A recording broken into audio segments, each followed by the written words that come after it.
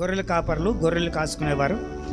ఏల వేస్తే గొర్రెలు ఎక్కడున్నా సరే అలర్ట్ అయిపోయి దగ్గరకు వచ్చేస్తాయంట. చెమిటి కందిరేగల్లాగా నువ్వు ఉండకూడదు. ఆయన ఏల వేస్తే ఏలను గ్రహించగల సామర్థ్యం నీకుందా లేదా? దేవాది దేవుడు ఏల వేసి నేను పిలుస్తున్నాడు.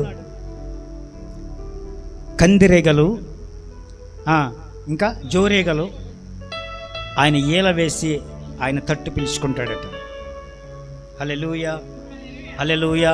అది 2వ ఏల. 3వ ఏల గురించి చెప్పి నేను ముగిస్తాను ఈ రోజుకి. దేవునికి మహిమ కలుగును గాక. హల్లెలూయా. జనులను సమకూర్చడానికి ఆయన ఒక పద్ధతి ఉందట. మనందరినీ కూడా